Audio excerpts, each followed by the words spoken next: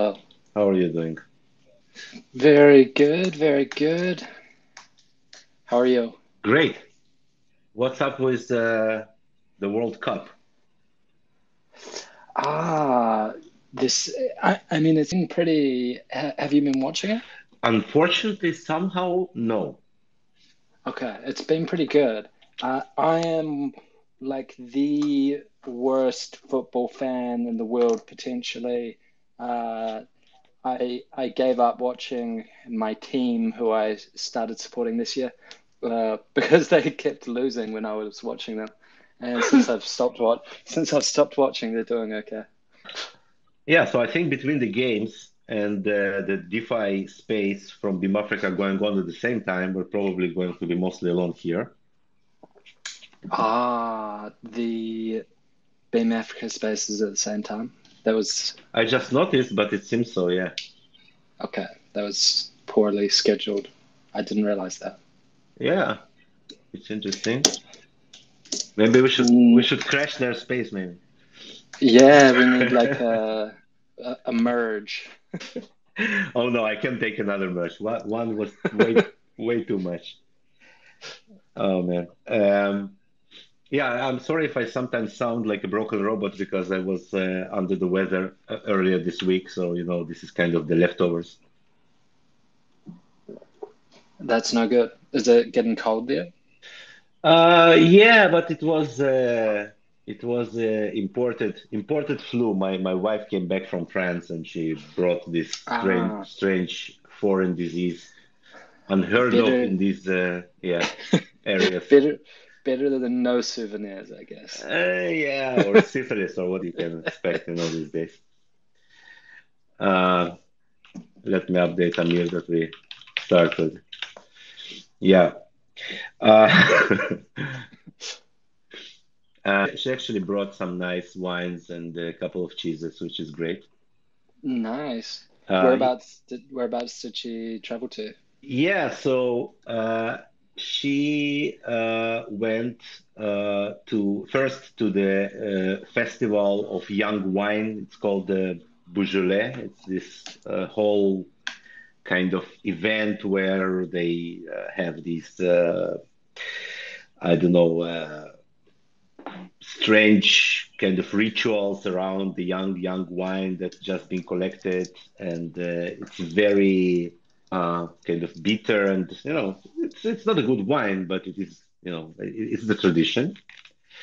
And Nice. then yeah, and then so she was there. It was like in some area between Lyon and Dijon and other places.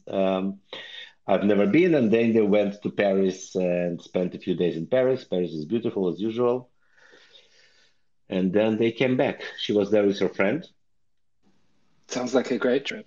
Yeah, yeah, it actually was. It actually was a very nice trip. Yeah, but then she came home a little bit sick, and then I caught the estafette. I took the next turn. Yeah. I feel like when you get sick in another country or like from another country, it's always worse than like the regular one you're used to at your home. Yeah, but you usually get sick when you come back because you don't have time to get sick there. Like there is too much to see, too True. much to do, and then when you come home, you crash because it's like, okay, now I'm home, I can relax and get. Exactly. Yeah. We actually do have quite a lot of topics to cover. Starting from the very heated discussion in our community about who is the biggest scammer. Um, well, I have to say it's a difficult one. But yeah, I would like to address some decisions that we made on that front, and we will talk about that. It's important. And also, let me open my notes here. I think we have quite a lot of interesting topics to discuss. I have recently reinstalled my computer and now I can't find anything, which is usually the case. I- Uh, yeah. I'm fairly good at this even without a new computer. You can mislabel a few folders or you can mislabel a few bank accounts and use $10 billion, right? Yeah. So I think on the grand scheme of things, we're fine. Absolutely. Yeah. Um, we do actually have some interesting and surprising good news, which is also something that we will discuss. So the space is recorded, obviously. If you have any questions, you are welcome to raise your hand and speak up. And uh, if you hear this in the recording, you're also welcome to ask questions in the community channels or on Twitter. We're always here. But let's get started. So let's start with the topic of confidential and check marks and all of the discussions around it. So during the last hard fork, as you know, we have the cost of deposit to create a new confidential asset, and we did this quite intentionally for two reasons. First of all, um, we did want to make it create new assets and create new projects around them. And also when we're going to deploy the applications like DEX, and obviously for each pair, you will get a LP token, so which is going to be a new confidential asset. So, for each pool, we will have like three different types with different percentages in fees. So it will be a lot of assets to create. So we didn't want it to be too costly. So we reduced the cost. And immediately, one of the questions that we wanted to kind of address is how we distinguish between different token types, because obviously anyone can create a token with the same name. That was intentional. We don't want anyone to just create a unique name and book it forever. And the only actual way to distinguish between assets is by looking at their IDs. And the IDs are numerical, so it's like numbers, 1, 2, 3, 4, 5, etc. And we did miss adding those to the asset swap, so we added this already. And the asset swap, you can now see the ID of the asset. And the ID of the asset is actually the only unique identifier that you have to use to make sure that this is the asset that you actually intend to buy or sell or trade.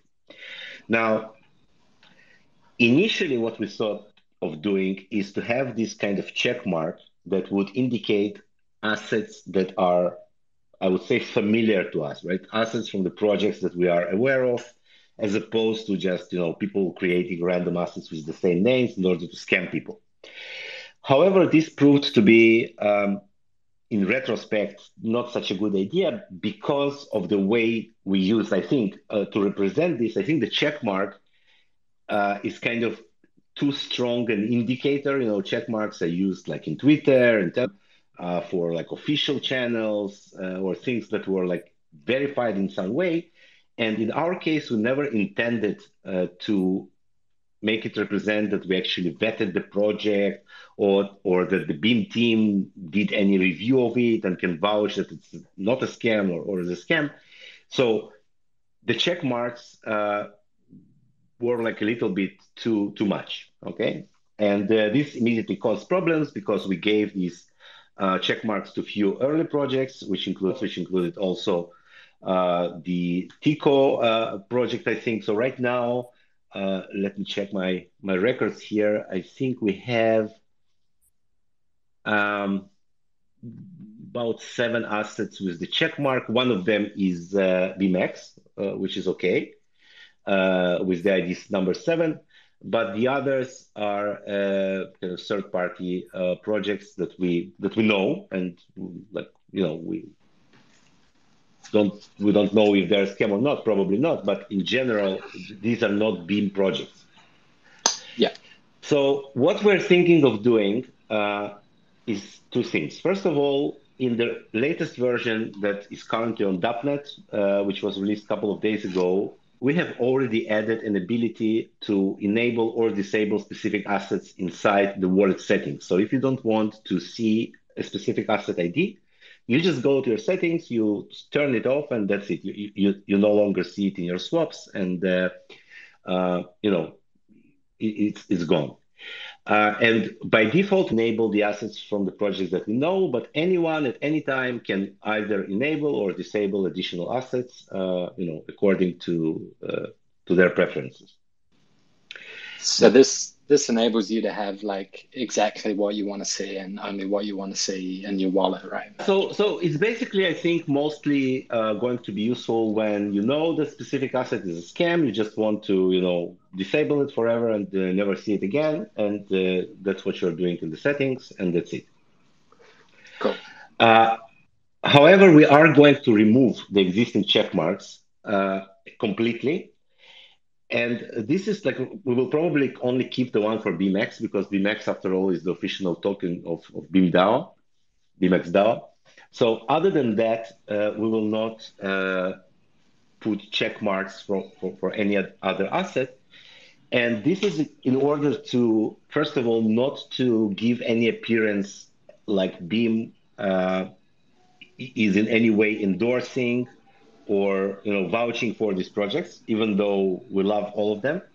And I will explain. So basically, we do need community projects to continue evolving our ecosystem. All of the projects that have been doing things on top of Beam are bringing a lot of value in terms of the questions they ask, the applications they develop, the integration, and as such, kind of you know, uh, improving our support, our ecosystem, asking questions about how to integrate things, making us write tutorials, making us expand our, um, you know, uh, infrastructure to make it more useful for the future projects to come. So it is very important for us as a project, as an ecosystem, to have as many projects as possible.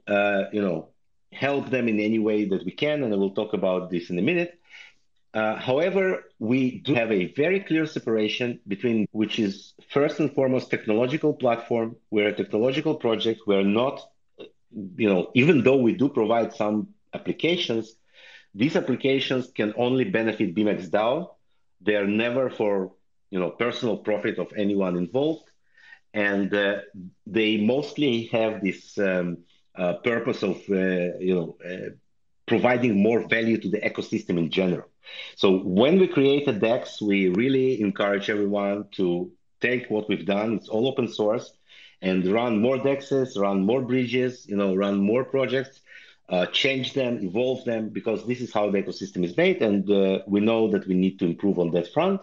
So it's very important to understand the complete difference between Beam platform and Beam blockchain and the other projects that run on top of it. Okay, so this is like needs to be very clear.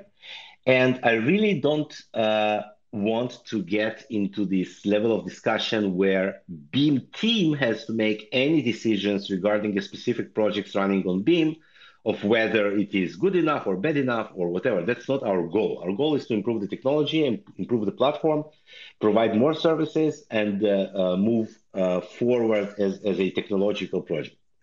So less friction we have on this front, the better, and the less decisions Beam has to make individually or like a, I don't know, centralized party in this, the better, right?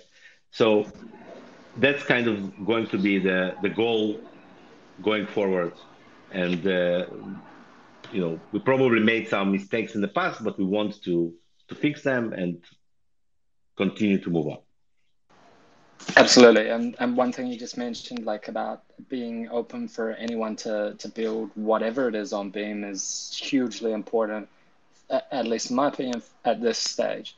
Uh, like remaining credibly neutral, I think the term is, so that you're not judging whatever's being built and this kind of stuff. And one thing that I think like the community projects together could benefit from is like being welcoming to each other and working together, because I think all of them, like you said, are helping to grow Beam in their own ways. And this, at the end of the day, benefits all the other projects as well. Yes, I totally agree. And in terms of like innovation, thinking about new things, I think it's very important the communication with any projects that are building on Beam. So we do have a developer support channel that we kind of, try to monitor on a regular basis. But I always said that, and I would like to repeat it again for any project creator. Please contact me directly. if you have any ideas, even though if sometimes you don't exactly know for sure what you need to implement or how to implement it, we will try to help. And one of the good examples of that is that, first of all, when we design these infrastructure components in Beam, we don't always know or can predict exactly how they're going to be used and for which purposes. So, for example, back in the day, even before we had smart contracts, we had this ability to create new types of confidential assets from your wallet. And we were not exactly sure how it's going to be used. We just saw this, technical kind of opportunity to have confidential assets. We didn't have smart contracts back in the day. So the only way to create them was from the wallet. So that's what we did. However, now we're in a completely different place because we do have smart contracts now. And the problem with all of the assets created directly from the wallet is that you can emit any number of them, right? So you can say it's capped supply, but the only actual verifiable on-chain promise for that is your word, right? Which is, as we know, not good enough for whoever you are, um, even if you are Elon Musk or maybe especially. So, Exactly. And like it goes back to like the underlying kind of aspect of blockchains and that you don't have to trust anyone. You can verify it. And so having like smart contracts and probably capped supplied tokens is massively beneficial to kind of eliminate that one exactly. piece of required trust at the moment or previously. Exactly. So yeah, so obviously, there is a simple way contract that will create only one specific asset with a limited supply, and the great example of that is BMX. So BMX has a specific contract that minted it, capped to this 100 million number. So anyone can take it and use it as an example to write their own like unique minter. In order to make this process even simpler, we're now working on the application that will allow you just using a simple interface within the wallet to create a new asset type that will be limited to the supply number that you provide during the creation of the new asset. So I believe it will make things simpler for those cases when you want to kind of make sure and to make it easily verifiable that this specific asset will only be minted, in a certain amount, right? Which is already a step forward. However, in many cases, it's not enough. Sometimes you want some additional restrictions, you want some additional conditions on your asset, right? We all see these examples, and uh, just ask, just contact us and say, listen, I would like to have an asset that does this or does that, and we can always address it either as a feature request, which has been doing great, through the forum or by contacting us directly and kind of trying to understand what needs to be done, and we will try to help. Because otherwise, so two things happen. First of all, a lot of things in Beam they work differently from what people are used to in Ethereum. So let me give you an example. We do have this kind of more flexible relationship between the front end part of the application and the contract. We can use several different smart contracts within the same application using a mix of application shaders. And it gives us a lot of flexibility to do this kind of mix and match between existing contracts. So we can do something that works at the same time with the NFT contract, like NFT gallery contract and the bands contract and the vault contract, right? So you can do all of these combinations because our architecture allows this. But you know that necessarily, obviously, we don't have a great documentation. I'll say a few words about that later. But in general, there are a lot of interesting options that you might not be aware of unless you ask. And if you do ask, we will come up with creative solutions of how to solve, your specific needs or the needs of your project in the ways that are best suited for our specific architecture. And we do have a lot of interesting possibilities on the table. We just need this kind of demand side, right, requests of what needs to be built in order to expand them. Yeah, and I think this is one of the key points, like from the communities, especially the people that are building projects, like reach out and let us know like what you're building and what you could use that would be helpful and all these kind of things. whether it's certain documentation or other contracts or these kind of things. Now, two things that we currently see that are missing specifically from the Blockchain Explorer, for example, is the ability to see, first of all, whether the asset was created by a wallet or a smart contract, because it makes this kind of very important distinction between different types of assets that can be treated differently and trusted differently. And also the total emission of each asset at each specific point, and maybe even when these additional emissions took place, if any. Right. So today, for example, if you go to the Explorer and you go to the confidential assets page, like you see the description, you see the idea of the asset, but you don't see the total emission immediately, which is, in my opinion, missing and should be added as soon as possible. And also, there should be a differentiation between the assets that were created by the wallet or by the contract, because this will immediately kind of explain exactly, how to check this asset, how to treat it, whether to trust it or not, and it will make all the difference. So this is something that I'm going to add to the feature request right away. Also, on that note, one of the community members has created a website called beamassets.com, and this gives quite a lot of information on the various confidential assets on Beam. Really cool website, actually. Have you checked it out? Wow, I do now. I look at it now. It looks amazing. Really cool, and it's pulling like I assume where is it? Like the swap prices and giving stuff a market cap or a minimum price and these kind of things along with minted supply. Very cool. Cool. Their name is Beam Assets on the forum, and I think also on Telegram. So I don't know who to shout out, but it's very cool. Yeah, it definitely is. How come I was not aware of that? Like I saw Beam Assets and we talked, but this is really amazing. Yeah, so here, for example, like also if we can provide a clear distinction between, let's say the BMX token, which was created using a contract, and the minted supply here is like set in the contract. It's very important to differentiate between this and, let's say, Raise, which is also official Beam token, but it was by wallet, so it's only used for promotional purposes, and obviously we're responsible for it, so we're not going to mint more. But once again, it's two completely different types of trust.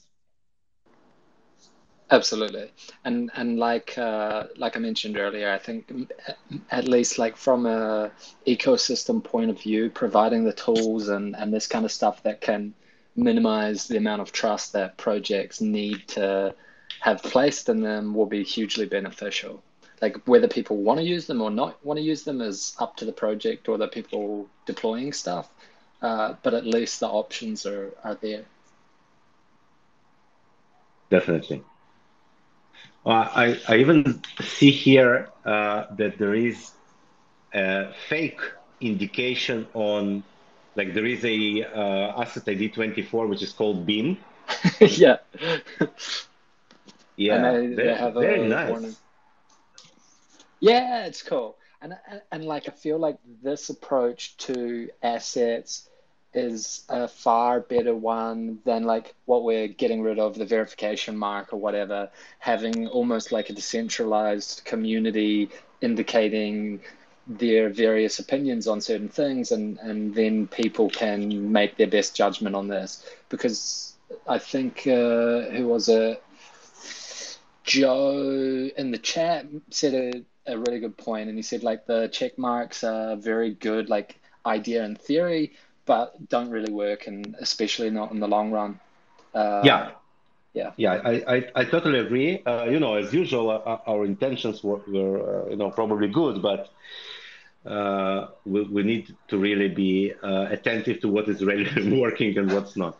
for sure. I've been very like slightly annoying in the internal chats, like saying we should get verification mark. Yeah, I mean, a lot of people were making very good arguments to this extent, and yeah, I totally agree.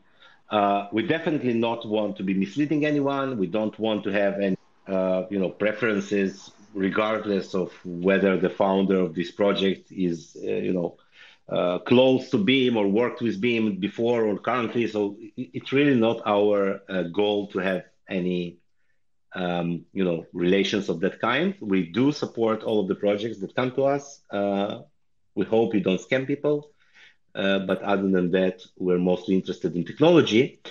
Speaking of which, we're currently doing a very important effort, I think. So when we started to organize the developer documentation, something that we already had scattered around in various places, wikis and documents, and also creating new ones. So we have discovered that one of the things we're lacking is kind of I would say like best practices or guidelines of how to build these applications. Because yeah, obviously you can copy almost any existing Beam app, it will work. But when you are starting to modify it, and especially uh, like I noticed this problem in the department because the contract itself is usually relatively compact. The application shader is more complicated to build, but once again, it's mostly copy and change because it's kind of this meta construction, right? It only provides access to the contact methods. So it's difficult to implement because it's C++ and it's really ugly and difficult to grasp. But um, then when you get to the UI part, we had several quite complicated applications implemented, starting from bands and the gallery, obviously, and um, like the BMX DAO itself, the voting contract. So we had quite a few applications, and now we're working on the DEX and we're working on this S.C.A.M, which is the automatic asset minter. And since there was little kind of guidance provided, and there were several different developers working on that, even though it's fairly standard, like React in most cases, framework, and we used the same library to connect to the application shader, all of this came out slightly different from each other, and it's not very simple to understand how to, I want to build an application for Beam. I have a contract. How do I do this UI part? So one of the efforts we're doing, in addition to completing the documentation, is also providing these ready-made templates for these projects so that you can get started fairly easily. There are a lot of components that can be used. For example, whenever you need to pull the list of assets, right? And you need this drop down, like choose an asset and choose the amount. It's something that's used in a lot of applications when you want to set the price for something, or if you want to deposit to a pool in different asset types.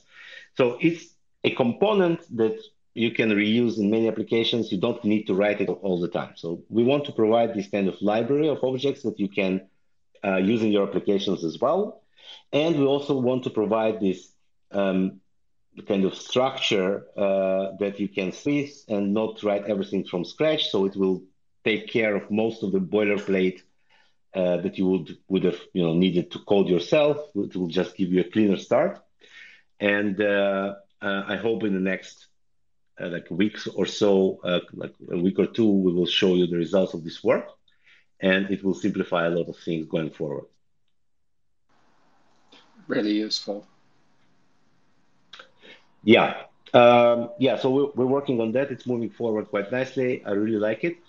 Um, okay, so before we talk a little bit about the good news part, I just want to address this piece of bad news that we had uh, this week or last week about Binance delisting the Beam BTC pair. Yeah. Um, so it was a little bit funny, not the fact that they delisted it, but how many uh, how many calls we got from different people saying like, "What's happening with Beam? Is the project dead? What is going on?" And I'm like, listen, if you would have followed the project instead of relying on when Binance lists or deletes our pairs, like you would have known. But now that you mention it, no, it's not that. No, it's very much alive. Uh, we're working, we're doing great stuff, we're moving forward. It was amazing, like how many people that don't actually follow the project, but when they hear something mentioned on Binance that like brings, oh, Beam, yeah, I heard about that. Let's ask how they're doing. All of a sudden, that was really really funny. Yeah. Yeah, and like in large amounts. Like, listen, you like the project, follow the project. At least every once in a while, take a look, read the newsletter, do something. Don't just Yeah. go, oh, they delisted your pair. Are you dying? Yeah. Okay. Yeah. So no, we're not dying. They did delist our pair, and they also delisted the margin trading, which I don't know how it got there in the first place. Um, Anyway, no idea what they're trying to do. I think a lot of people migrated to Gate. Um, I've been a big fan of Gate for a long time, and use them more than Binance, especially especially more recently. yeah, that was also funny. I don't remember who said it. Like, oh, you're doing great on Gate. I'm like, yeah, because Binance delisted our pair. Of course, we're doing great on Gate. Yeah. Yeah, it's crazy. But anyway, let's come to the good news. So the good news is, and this was surprising even for me, and I'm supposed to be the CTO of this thing. But what happened is that Green, our good friends, suddenly has decided to implement the hardware wallet integration with the ledger using the design we had developed like 2 years ago for the Trezor integration. Okay, nice. Yeah, and so Vladi, our lead developer, he spoke to them. There was a problem, like minor problem with the design that we have created back in the day. So they talked about it, they resolved it, found a workaround. But that kind of gave Vladi the itch to do the same. So right now he is working on the integration with the ledger. Just to remind you, it's a saga of many years, and it started back in the day. We really wanted a hardware wallet, but and we did like almost all the integration work, but it was for the Trezor T, I think it was for the newer Trezor. And finally, after a lot of negotiations, it was not integrated in the official firmware. And now it's actually possible to run these applications, even if they're not authorized applications, on the older devices, like on the Ledger Nano S, I think it is, but not the X, like not the newer ones. Okay, nice. Yeah. So Vladi is currently reviving all of the work that was done around that part. Once again, we had everything. We had an interface, the wallet. We had this entire kind of signature schema implemented. So it's a lot of kind of archaeology and a little more tinkering. And well, he is really passionate about it, so he cannot be stopped. Not that I dare you, but that's not possible. Yeah, so I believe in a very short period of time, we might just have ourselves a hardware wallet finally after all of these years. And that's really cool. I mean, this is one of the questions that often comes up in the chat from people asking whether they can like store Beam on a hardware wallet. And I think it'd be very useful for not just like the users, but for everyone involved in Beam. Yeah, a lot of people, for investors and all, big holders, they're asking about it for many years.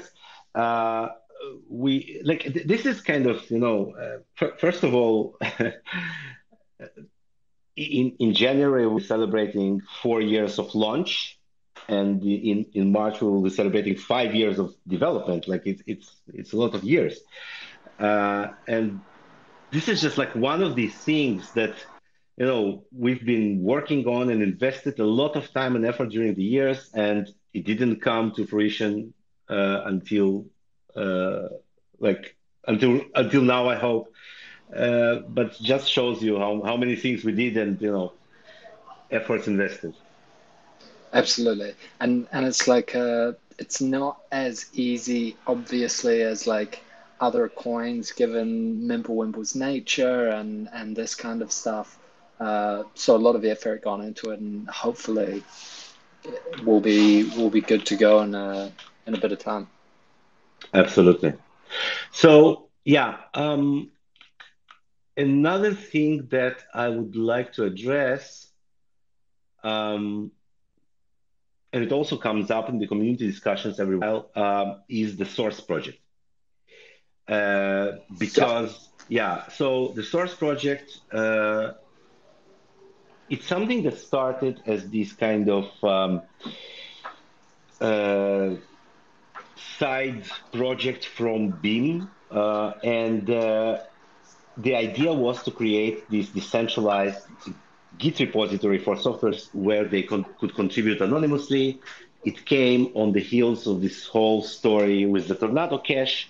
By the way, the developer is still in jail, and his sentence was extended by another 3 months or so. So this story is not over at all. Yeah. But even before that, there were a lot of Bitcoin contributors who said, listen, it would be great to have this environment where you can contribute anonymously. And we saw this opportunity because we already had a lot of building blocks ready. We had this IPFS integration. Obviously, we had a completely confidential blockchain. So we had a lot of things already kind of implemented. And we saw this opportunity to create Source as this kind of spin-off project from Beam. Um, we really wanted to get it funded, and that's why we invested some time in trying to raise funds for it. We tried, like, when we didn't raise funds for the original kind of idea, we also tried to pivot to something more about kind of developer reputation. But once again, that didn't work. Um, and right now, this project is kind of on the back burner. So, like, I'm not personally actively invested in it right now. So there is no worries that I take my time off being to work on it. However, we do want to use it because I think it's a great, like, for example, we want to open the source for some decentralized application on Beam. We want to do it anonymously, like truly anonymously, not like just Proton Mail account. You want to open the source and make sure that, just like you can deploy an application through our dApp store today and, nobody knows who you are, we want the same to be for code, for contributions. And then tomorrow somebody finds a bug and you want to update the version. It's stupid not to use the tools that you already have. You have Git. It works great. It can be easily integrated with our blockchain. We already have everything implemented. So what we're going to do is we'll use this. I'm not sure it will be branded as a separate project, but we are definitely going to use the infrastructure and the work that we have done uh, our community and to serve our application developers. I think it's a great service to provide. So, you know, the technology is amazing. It works. It was implemented. We have a beautiful proof of concept working on our .NET. Um, I don't see any reason like not to use it in the future. And even though it might not be a separate project, I think it will be a great addition to the Beam family of kind of tools that are useful for everyone. Absolutely. And this is like one, there was a little bit of like negative sentiment towards like focusing on source or focusing on beam or like where's the focus. And I like, at least in my opinion, any efforts that go into building things on beam or with beam, like that in its essence is focusing on beam. So like for the ecosystem to grow, we need far more of this, not less. So stuff like this, the looking into the messenger app and these kind of things, all of it is massively beneficial long term to beam in general. Yeah, I totally agree. Like I understand the frustration of having to wait for a long time for a project which is technologically advanced, to succeed in the financial terms. That's all understandable. Uh, However, it's really difficult to kind of pinpoint exactly like whether you have a market fit in a specific area or not. So yeah, we keep trying. Sometimes oh my God, what's happening there? Are you still in London? What happened? There's some sounds coming through. It sounds like you are inside the hospital ER room. Yeah, an active one. Oh no, there was a emergency vehicle going past her. Oh my God. Um, yeah, I mean, I live in Israel and I'm really worried. Um, anyway, so what I'm trying to say is that we do want to continue experimenting in different directions. Yes, obviously, nothing should take the main focus from the main goal of the project, which is providing confidential blockchain of the best possible quality with all the best, possible tools and services around it. But I also think that sometimes there are interesting opportunities to be explored, and I do think that we should explore them.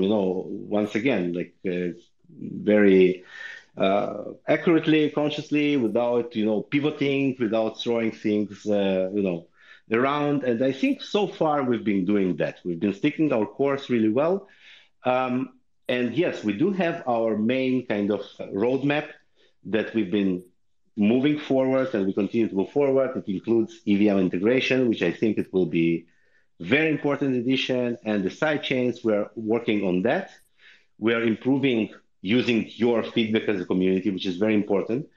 All of the existing tools and all of the notes that you say, oh, listen, that's not good enough. I can see the idea here. This is not useful. I cannot work with that. All of these feedbacks are really crucial to improve these products.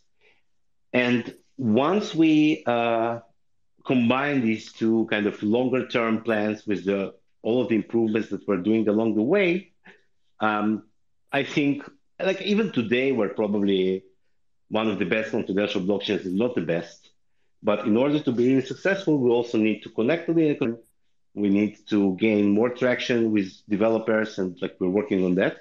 So all of these things that we're doing these days are, steps in that direction.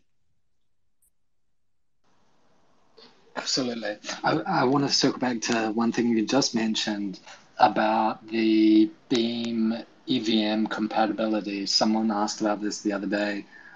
Is there any information on it, or do you have anything you'd like to share apart from what's on the GitHub? Um, yeah, so there are kind of two parts to this process. So the first part is the EVM itself, and the second part is integration into our node, right? So basically, okay, so here's the Solidity contract. It runs, but now it needs to be integrated with the rest of the blockchain because you need to store the data and the variables, and the account model is different and the signatures are different. So how Yeah, close to Ethereum do we make it? And yeah, so I believe that right now we're somewhere, I would say, towards the not the end, but like the last part of the road for the first part, right? So basically, we are currently taking existing contracts on Ethereum, and we're talking about contracts like Uniswap V2, like serious contracts, not just samples or play examples.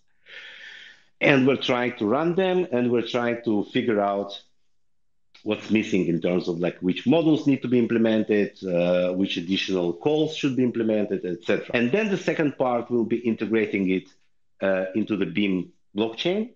Now, once again, we currently believe, and I'm saying this like really cautiously, that it's possible. It's not going to be a major problem.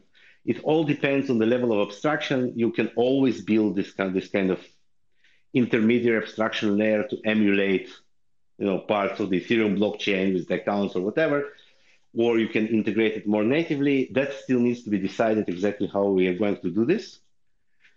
Um, yeah, so if I would show you a demo right now of what we have, it would look really technical and lame. I Yeah. actually thought about it quite a long time ago, and I even discussed it with Vladi. Like, can we record something showing that here is the contract running on like Solidity contract running on Beam? And after a few considerations, we kind of agreed that it might look too technical and not very impressive. Like people would not necessarily understand what they're seeing or how amazing it is. Yeah. Uh, I would um, definitely be one of these individuals. Oh, wow, looks cool. yeah, look at all of us running on the screen. I bet it's something smart. Um, yeah, back then we decided against it, but now maybe we will do some kind of more technical demo of this sort. Um, yeah, it's a slow work, but it's moving forward and it's very important. I think it's going to be a major, like really major change. So, uh, you see the market right now. The market right now is getting rid of all of these centralized scammers and all of these kind of big organizations that, actually don't have too much to do with crypto, Yeah. and A big more with just, old, big old yeah, cleansing. exactly. And from what it seems like right now, we're going to enter the next year with this kind of cleansing mode. I don't know exactly how many additional organizations, unfortunately, will go bust from all of these crazy things that have been going around. But one thing, I think that one thing that this year showed us is that DeFi and in its kind of most basic form, like the principles of DeFi are working. The AMMs are working great. The lending protocols are working great. The stable coins, the real ones, not the Luna ones. Yeah. Yeah. Uh, Take a look at MakerDAO. Take a look at Liquidity. These projects, they really show you what can be done using smart contracts. And I think they should be studied and analyzed. And yeah, so aside of the, I don't know, bugs and lost keys, so things that should really improve in this, but at least the basic principles are working, and it's very important. And it's very good, in my opinion. Like it's very kind of promising. Yeah, and they've kind of led the way and showed like where there is product market fit for certain applications, whether it's stable coins, whether it's lending, these kind of things. And even given that it's a bear market or whatever, I don't know, don't want to say that if it changes overnight.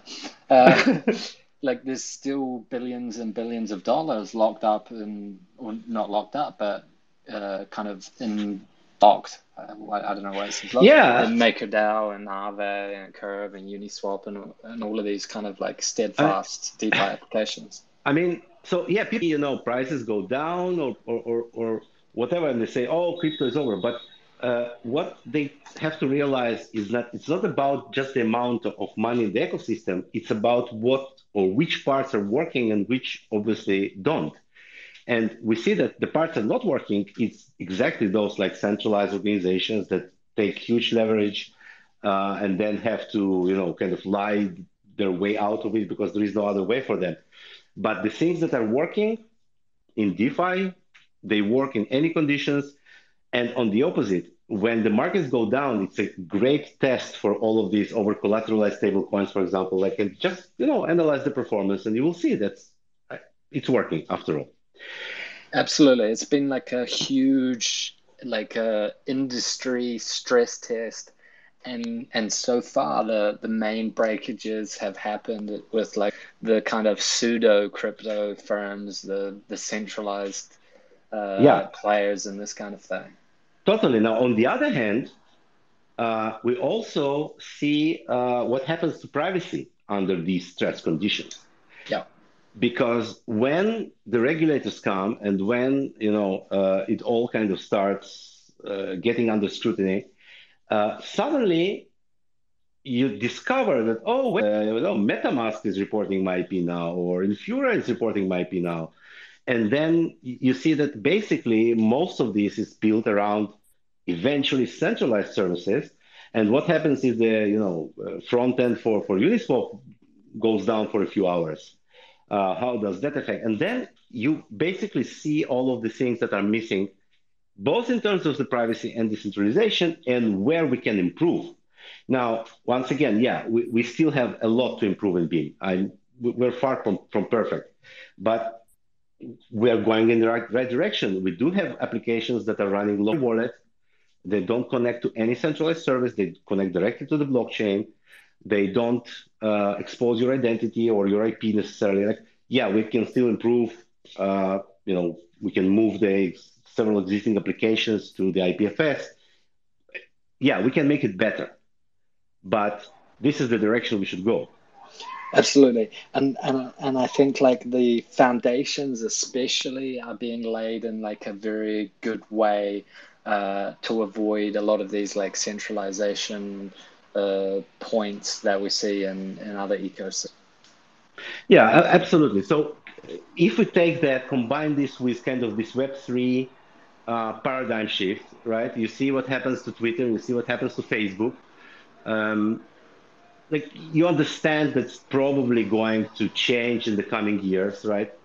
And some of these options are better than the others for you, right? As you know, as a consumer, as a user of these services. And it's kind of up to you to make the right choice and to keep the, I don't know, maximum amount of freedom and control over your data, over, your communications. I think it's a no-brainer, like where you should look for solutions. Yeah, absolutely. And I mean, like more and more interesting. I like speaking holistically. I think more and more like very interesting applications in both DeFi, NFTs, all kinds of things, Web3, whatever you want to call it. I think more and more like interesting protocols and like building blocks will come to fruition uh, in the next years. Like if you look back to even a few years ago, 2018, 2019, like it, it was hard to imagine how DeFi would look or what would be happening with NFTs and this kind of thing. And I think that like looking forward, in a few years' time, we'll be thinking the same about what's available then. Yeah, I totally agree. Like, there are, like, for example, the story, it's a little bit off topic, but the concept of the metaverse, or like the Facebook attempt to create it. Uh, Hijack it. yeah, yeah. I mean, you see, like it might be a good idea, but when it's kind of forced, Yeah. it just it's difficult to do it like this. Like now, from one kind of side. On the other side, just an hour ago, before the space started, I saw this piece of news that Apple now demands delisted Coinbase application because they demand 30% of the gas fees paid for selling NFTs or whatever. Yeah, I think the wallet is still there, but you can't do like NFT stuff on it or something like this. I mean, this is exactly the classic clash before, like between the new and the old ecosystems. Yeah. Uh, yeah, I mean, it can't get more classic than that.